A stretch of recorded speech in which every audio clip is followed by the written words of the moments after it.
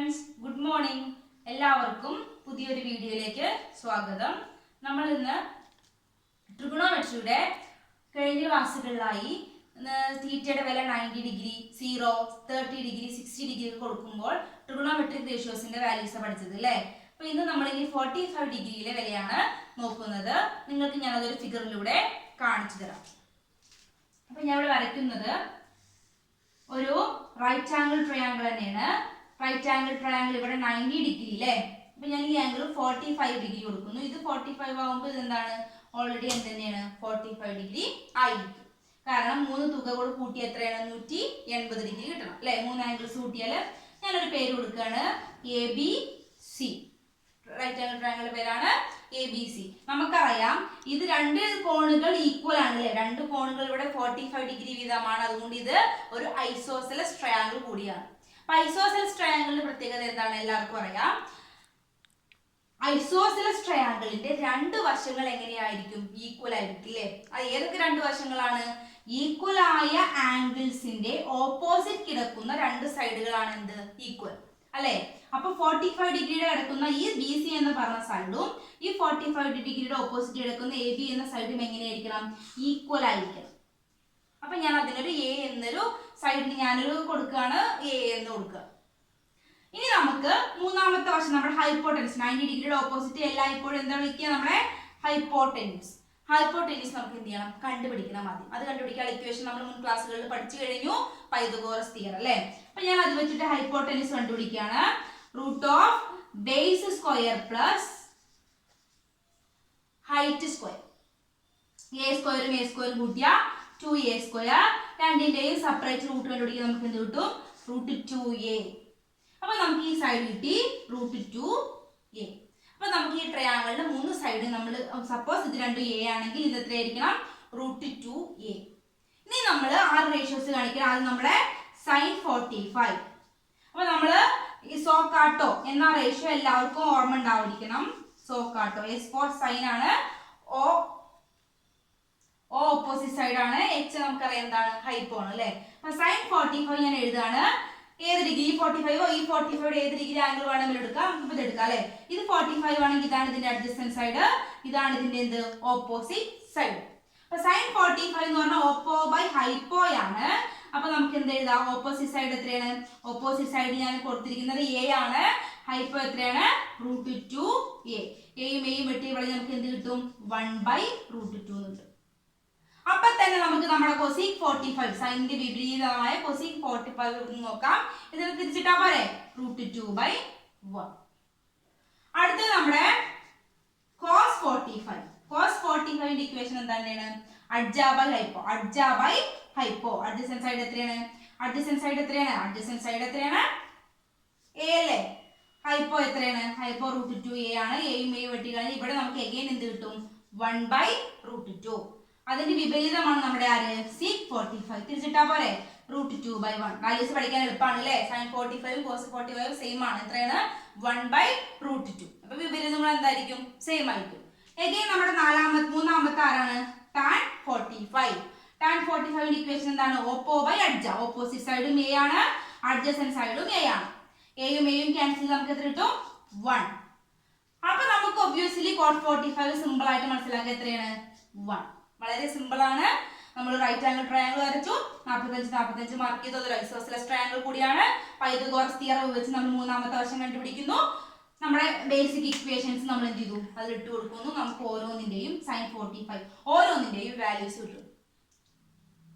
അപ്പൊ നിങ്ങൾക്ക് ഈ 45 ഡിഗ്രിയുടെ റേഷ്യോസ് നിങ്ങൾക്ക് മനസ്സിലായി എന്ന് വിചാരിക്കുന്നു. അപ്പൊ ഇതാണ് ഇതിന്റെ പ്രൊസീജിയർ. ഞാൻ പറഞ്ഞു പ്രൊസീജിയർ ആവശ്യമില്ല എന്ന് പറഞ്ഞു. അപ്പൊ ഞാൻ ഇത് മനസ്സിലാക്കാനുള്ള ഒരു എളുപ്പത്തിലൊരു ട്രിക്ക് നിങ്ങൾക്ക് ഞാൻ ഈ വീഡിയോയിലൂടെ എന്ത് ചെയ്യാം, പറഞ്ഞുതരാം.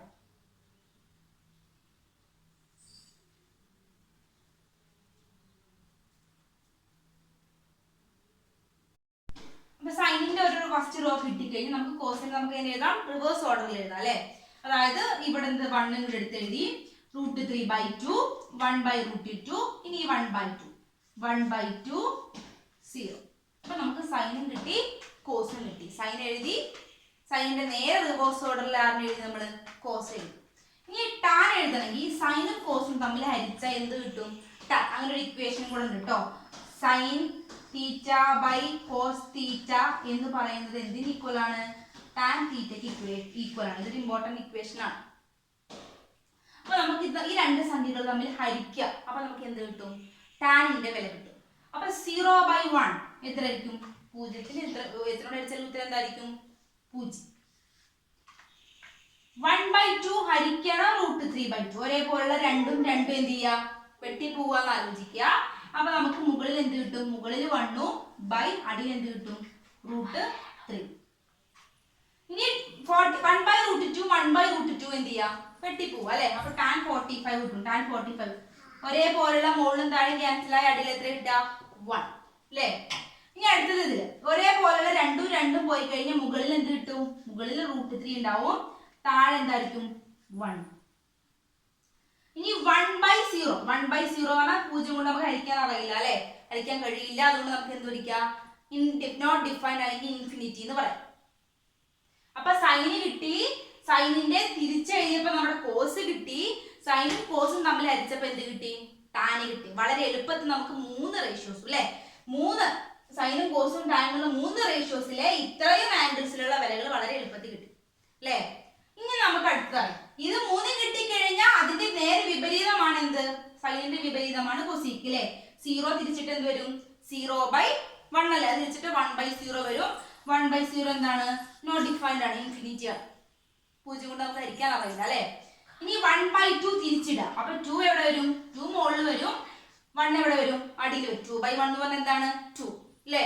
അതുപോലെ 1/√2 തിരിച്ചിടുക. അപ്പൊ എന്ത് വരും? √2 മുകളിൽ വരും, 1 അടിയിൽ. √2/1 എന്ന് പറഞ്ഞാൽ എന്ത് തന്നെയാണ്? √2 തന്നെയാണ് അല്ലെ? അടുത്തത് 60ന്റെ വില. കൊസീക്ക് 60ന്റെ വില എന്ന് പറയുമ്പോ ഈ √3/2 തിരിച്ചിട്ട് അപ്പൊ എന്ത് വരും? 2/√3 വരും അല്ലെ? പിന്നെ അടുത്ത എന്താണ്? കൊസീക്ക് 90 1 തിരിച്ചിട്ട് എന്ത് തന്നെ വരിക? 1 തന്നെ വരും. മനസ്സിലായോ? ഇനി സീക്ക് അറിയണമെങ്കിൽ ഒന്നല്ലെങ്കിൽ നമ്മുടെ ഈ കോസിനെ തിരിച്ചിടുക, അല്ലെങ്കിൽ ഇതിന്റെ റിവേഴ്സ് ഓർഡറിൽ എഴുതിയാലും മതി. എങ്ങനെ? 1 2/√3 √2 to ഇൻഫിനിറ്റി. ഇതിന്റെ തിരിച്ച് റിവേഴ്സ് ഓർഡറിൽ എഴുതിയാൽ ടാൻ ആയിട്ടാണെങ്കിൽ ഒന്നല്ലെങ്കിൽ കോട്ട് കിട്ടണമെങ്കിൽ ഒന്നല്ലെങ്കിൽ ടാനിനെ തിരിച്ചിടുക, അല്ലെങ്കിൽ ഇവ നമ്മൾ എന്ത് ചെയ്താൽ മതി? ഹരിച്ചാലും മതി. അപ്പൊ കോസീക്കും കിട്ടി, സീക്കും കിട്ടി അല്ലെ? ഇനി അടുത്തത് കോട്ട് എന്ന് പറഞ്ഞാൽ നമ്മുടെ ടാൻ തിരിച്ചിട്ടാൽ മതി. ടാൻ 0 തിരിച്ചിട്ട് ഇൻഫിനിറ്റി നമുക്കറിയാം അല്ലെ? 0/1 തിരിച്ചിട്ട് 1/0, 0 കൊണ്ട് അടിക്കാൻ കഴിയില്ല, ഇൻഫിനിറ്റി. നമുക്ക് അത് നോട്ട് ഡിഫൈൻഡ് ആണ്. അടുത്തത് 1/√3 തിരിച്ചിടുക. അപ്പൊ എന്ത് കിട്ടും? കോട്ട് 30 കിട്ടും. അപ്പൊ എന്ത് വരും? √3/1. ഇനി കോട്ട് 45 1 തിരിച്ചിട്ട് എന്ത് തന്നെയാണ്? ടാൻ 45 തിരിച്ചിട്ട് കോട്ട് കിട്ടും അല്ലെ? 1 തിരിച്ചിട്ട് എന്ത് തന്നെയാണ്? 1 തന്നെയാണ്. പിന്നെ നമ്മുടെ കോട്ട് 60 കിട്ടണമെങ്കിൽ നമ്മുടെ ഈ √3/1 തിരിച്ചിട്ട് അപ്പൊ എന്ത് വരും? 1 മുകളിലേക്ക് പോകും, √3 എവിടേക്ക് വരും? അടിയിലേക്ക് വരും. ഇൻഫിനിറ്റി തിരിച്ചിട്ട് പ്രത്യേകിച്ച് ഒന്നുമില്ല, എന്ത് തന്നെയാണ്? അറിയില്ല, ഇൻഫിനിറ്റി. അപ്പൊ നമുക്ക് ഇത്രയും കഴിഞ്ഞ എപ്പിസോഡ് നമുക്ക് കഴിഞ്ഞ വീഡിയോസിൽ പറഞ്ഞ ആംഗിൾസിന്റെ വിലകള് ഒറ്റ ടേബിളിൽ നമ്മൾ എന്ത് ചെയ്തു? ഒതുക്കി. അപ്പൊ നമ്മൾക്ക് ഇതുവരെ പഠിച്ച പ്രൊസീജിയറിന്റെ ആവശ്യമില്ല. നമുക്ക് എക്സാം പോയിന്റ് ഓഫ് വ്യൂ നമുക്ക് ചോദിക്കുന്നത് ഇതിന്റെ ഉള്ളിലെ റീഡിംഗ് ആണ്. എക്സാമിൽ ചോദിക്കുക എങ്ങനെ ഇരിക്കും? What is the value of sine 45? Sine 45ന്റെ വില എത്ര? അപ്പൊ നമുക്ക് അറിയുന്നതാണ് സൈൻ 45 എത്രയാണ് വില? 1/√2. അല്ലെങ്കിൽ ചോദിക്കും കൊസീക് 45ന്റെ വില എത്രയാണ്? എത്ര ചോദിക്കുക? √2.